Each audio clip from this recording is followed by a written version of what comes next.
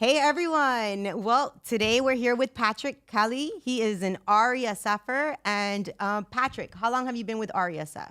I've been with RESF at least 10 years, but probably going on 12. Oh my God! Talking about a Long who's time. who. Long time. A long time. Time flies. Okay, so let's start with what's the big deal? What have you closed that we're talking about today? I want to hear all about the big deal. Well, today we're talking about a rare 100-foot yacht slip in Deering Bay. It's in Coral Gables. It's a very exclusive community, condos, private club, golf courses, that type of thing. It was developed back in the 90s by Jeb Bush and Armando Codina. And part of the community is that it has a marina full of 80 and 100-foot yacht slips. And we had the opportunity to sell one of those this year. Oh, nice, nice. So the big deal. Was it easy, or what? Did you have any kind of like hurdles? Well, like through every this deal? deal, we were hoping it was going to be easy. There had been 2 recent sales when we first put it on the market. So we thought, oh man, When was that? Wait, when did you? Let's put a time frame. just to Initially, understand. November 2003 is Okay. when we initially put it on the market. There had been 2 previous sales that were actually off market. So we thought, oh wow, we're actually going to go to market with this one. Be able to market it correctly. We should be able to hopefully maybe break a record and get it sold quickly. At the very least, we knew we were going to sell it at market value. But At least for the highest and best price, for sure. for sure. Things started to change in the yachting world and in the market when, interest rates started increasing around that same time. So there was kind of a slowdown in that yachting world market, both yacht slips and yachts itself.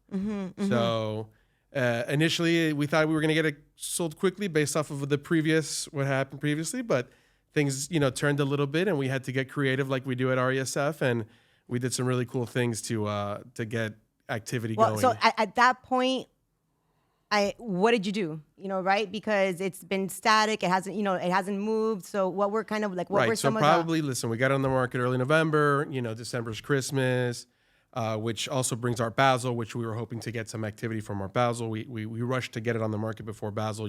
Basel is that big Art Basel here. Yeah, Art Basel here in Miami. That brings a lot of wealthy folks to Miami during that time period. Also, after that, there's a slowdown with Christmas and New Year's, and then things tend to pick up in January. We really didn't get that much activity. We got a few calls here and there. And when they call you, what do they say? Oh, I want to, like, how are the showings? I mean, right? I wish, we got to step it up at RESF and get a yacht for the next boat For sure, slip. that would be a lot of fun. Because think about it. I'm just trying to envision, like, what do you do with the showings? Like, yeah, come, like, watch your step, or like, how is that? So folks, at least the folks locally, they know that marina. Okay. It's a well-known marina. There's not...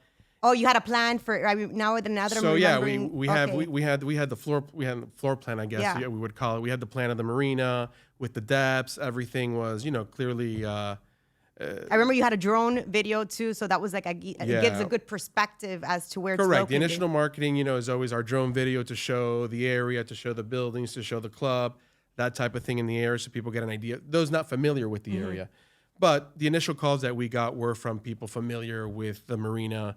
So I actually didn't have to. I drove out there maybe once out of right. the 10 times that we got the 10 calls we got. So most people already knew the marina very well. Let me tell you, I remember one of our conversations, and we were kind of like thinking about, wow, we were just kind of trying to guess like who would be that buyer. So I remember that you started doing like campaigns to those luxury homes that were nearby, but weren't on the water, right? Because they could be yachters as well. So at the end, like, what was, like the buyer, how did that come in? Like, how did that, bite come in? Well, to go off that point, what we did do during that time period when we realized in January, well, we didn't get it sold in the first month or so, first 60 days, let's get creative. What are we going to do? So one of the things we did was there was a lot of major sales in Pinecrest, a lot of $5 million, $10 million, $15 million homes landlocked in Pinecrest that had recently sold in the last year. We said, hey, let's go after those guys. Those guys, affluent, can afford a $10 million house. That means they can also afford a $1.5 million boat slip for their they likely yacht that they already own. Yes, most likely they have a yacht. So we male targeted all those homes. I think probably like 150 homes that were 5 million and above sales at the time, and we sent them several mail campaigns to expose our yacht slip. So yeah, it got us a couple of calls. Nothing really happened from it either. But so now that I'm thinking and kind of taking the deal through, what kind of contract, like does somebody use, for this sale? So this is this is my fourth transaction at Deering Bay Marina. I had done okay, three nice. previous All right. transactions there, and I've seen both. I've seen a residential contract, and I've also seen a commercial contract used. Preferences by the attorney. I always check with the attorney to see what he's going to prefer in the Right. to go with. But both seem to work, and both seem to work fine. Any association? I mean, like, does that work that way too? So it's considered a documinium. So there's documinium. yeah. So condominium, but with the doc in front of it. Okay. And it's like a condominium. You have fees, you have dues, you have all sorts of things because there is a common area maintenance. There's gated security, there's roving security. They have to maintain the seawalls. Everything needs to be maintained. So, there's fees and stuff like that. What's nice about this marina is that there's no membership required to the club. What's the membership? To compare the nearest marina that has something similar to this, it actually doesn't have many 100-foot yacht slips. It probably has 4 or 5 is Coco Plum Marina. And the Coco Plum Marina has its own membership that you need to be a part of. So you need to pay an extra. Which I think that's like $2,500. Right. I think it's like I don't know. Back maybe it's even more now. No, it's like $25,000 just to get in the door, and then they also have dues like this would have. But yeah, that was a plus of the Deering Bay Marina not requiring that. Right? So I guess in thinking back in this deal, what was there like a big lesson learned here? Was there like a big takeaway? What was it? Kind of like what was the buyer?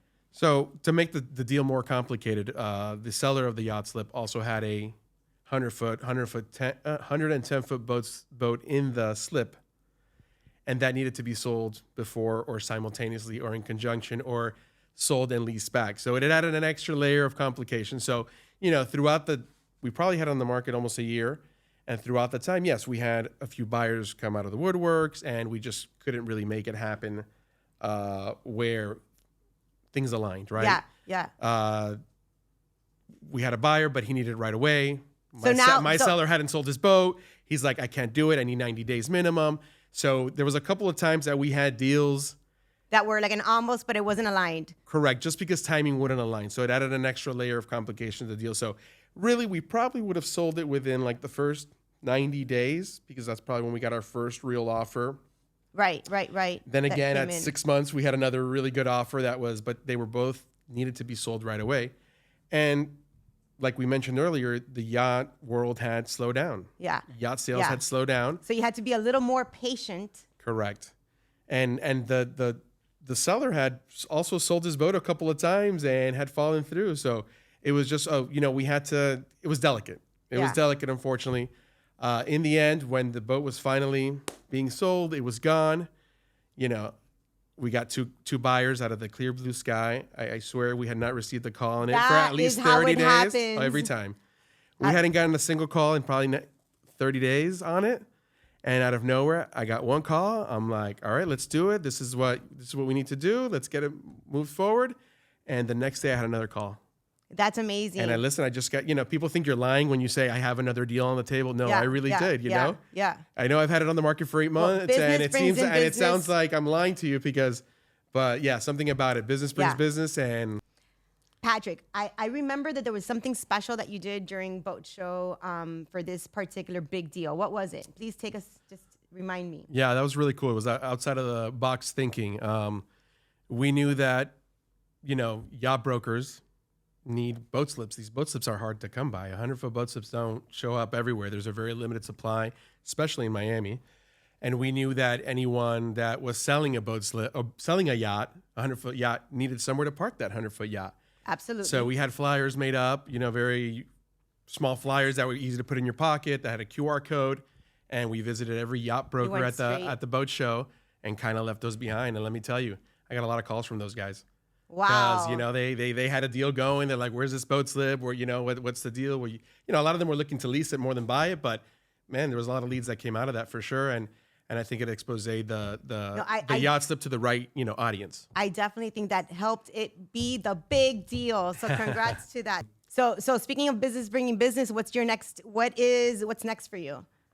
Oh, that's a good question. Endearing, I'm hoping to stay active I don't want there. anything to sail away. Yeah. So make sure Endearing, I'm that- hoping to stay active. Okay. Obviously when you do a little press, Yes. a little press gets out there, Yes. you get a bunch of calls, people asking about, hey, what's active, what's available.